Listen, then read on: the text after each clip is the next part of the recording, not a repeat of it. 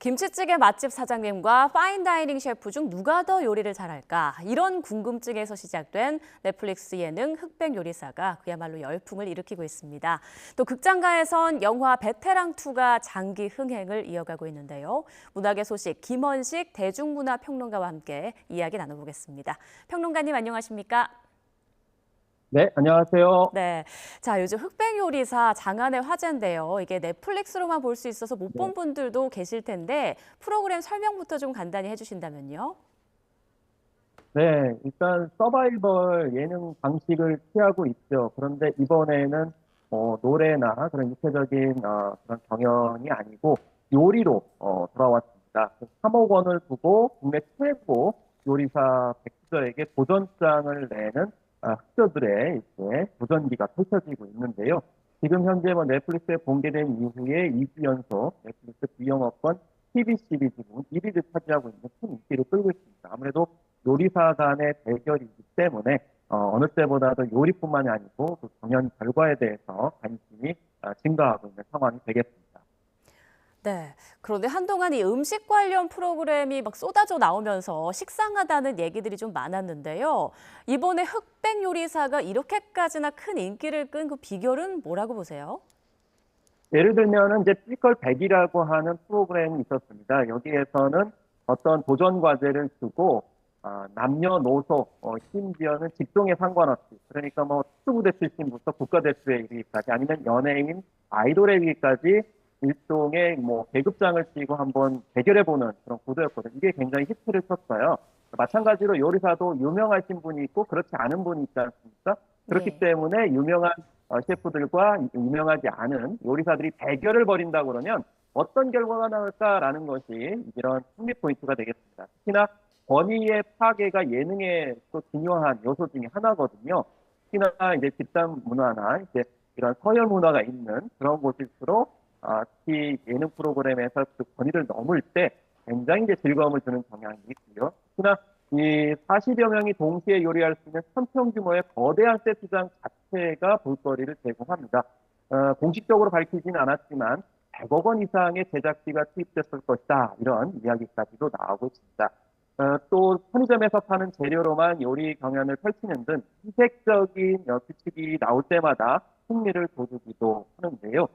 중요한 것은 요리 실력으로만 객관적으로 이렇게 평가를 한다는 점에서 봤을 때 우리 사회의 어떤 공정 그런 이슈가 수용되고 있다는 사회적 가치도 읽어볼 수가 있겠습니다. 예.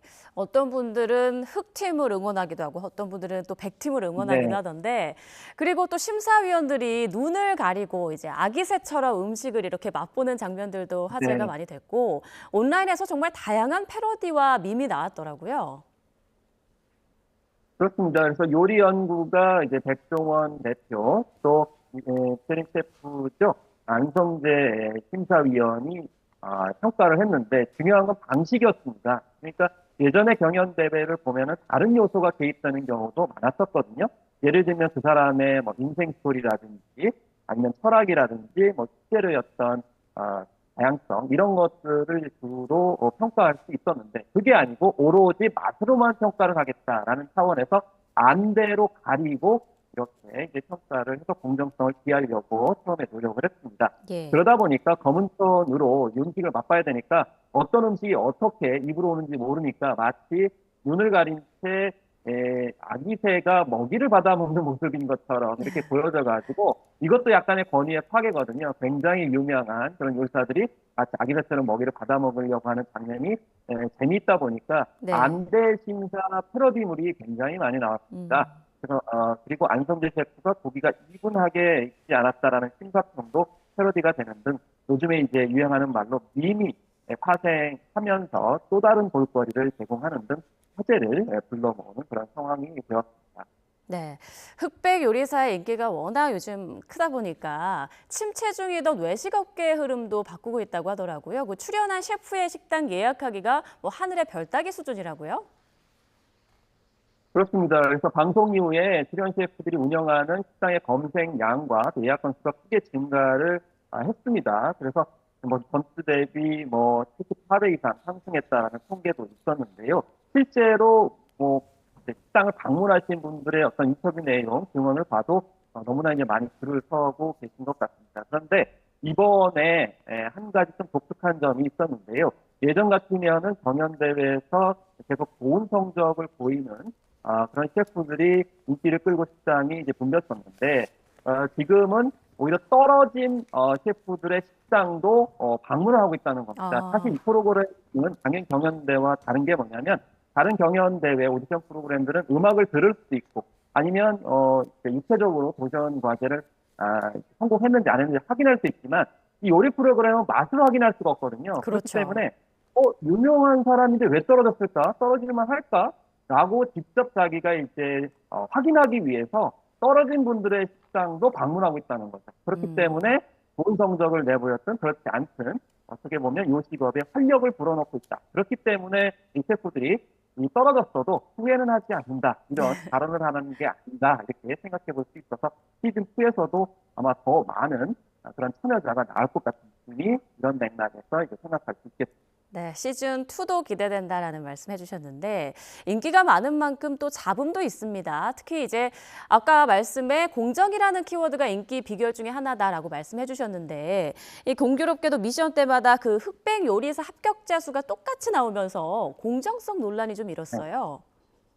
그렇습니다. 이것은 어느 정도 예견이 된 부분인데요. 왜냐하면은 사실 내노라 하는 요리사들이거든요.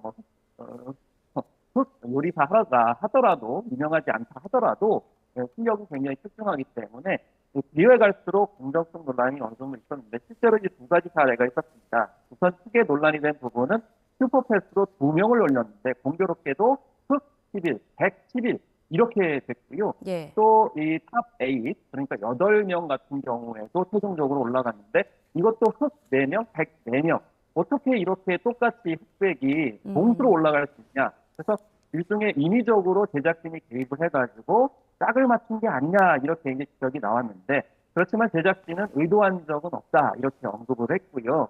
그리고 공정성 논란은 있지만 비판 점거의 경청을 해가지고 다음 아마 시즌에서 이제 개선하는 그런 태도를 보일 것 같다는 생각은 드는데 어쨌든 지금 굉장히 보는 눈이 많기 때문에 과연 예. 인위적으로 개입했을까 이건 좀 현실적으로 떨어지지 않나. 물론 이제 끝까지 지켜봐야 되는 부분인데 이런 점은 좀 주의를 해서 평가를 해야 될 것 같습니다. 네. 자, 흑백 요리사가 해외에서도 큰 인기를 끌고 있는데요. 그 일부 중국인들이 한국이 중국 요리를 훔쳤다 이런 황당한 주장을 하고 있다고요?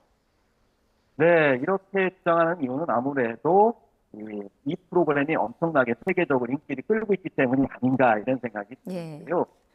이제 지적을 한 것은 바로 중국 요리인데 중식 바스를 만드는 장면이죠. 거의 어린 시절 우리가 풀로 이렇게 검을 만드는 그런 것처럼 요리에 적용을 해가지고 굉장히 인기를 끌었었는데 이 중국 쪽에서는 한국인들이 한식이라고 주장할 것이다 이렇게 얘기합니다. 주장했다는 얘기가 아니고 주장할 것이다라고 하는 좀 약간 이해하지 못한 표현을 했는데요. 예. 한국이 중국 훔친다, 한국에는 고유의 요리가 없다 이렇게 폄하했지만은 사실은 이 프로그램에서는 중국 음식이라고 분명히 밝혔습니다.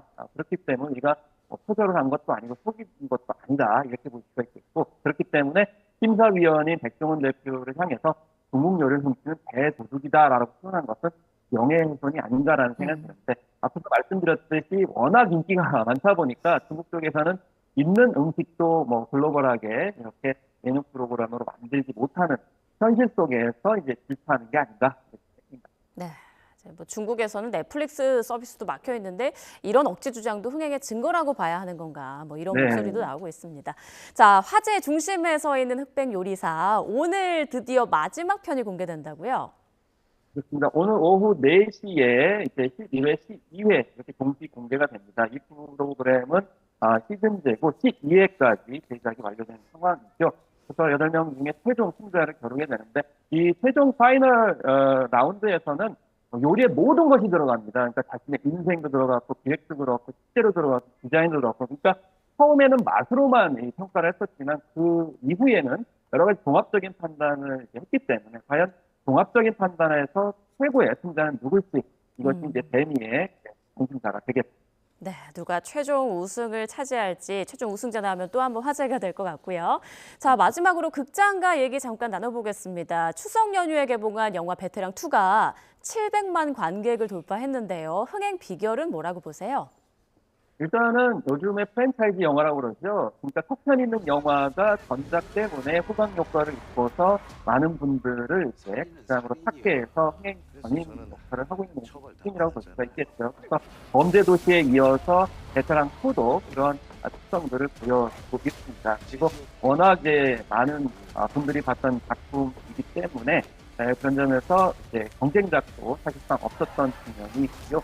또 명확한 메시지를 갖고 있죠. 나쁜 놈은 끝까지 잡는다라는 베테랑 포도철 형사의 그런 이야기를 기대하고 있고 또 요즘에 라이징 스타로서 자리를 잡은 정혜인 배우가 또 등장을 해서 정혜인 배우가 좀 악역을 맡았다고 하는데 남은 측면에서 궁금증을 또 유발하긴 했는데 예. 여성 팬들이 상당 부분 또 응원을 했던 그런 요인들이 전반적으로 작용하고 있지 않나 이렇게 생각합니다. 네. 자, 베테랑2도 1000만을 과연 돌파할지 주목이 되고 있고요. 지금까지 김원식 대중문화평론가와 함께 문학의 소식 알아봤습니다. 고맙습니다. 네, 감사합니다.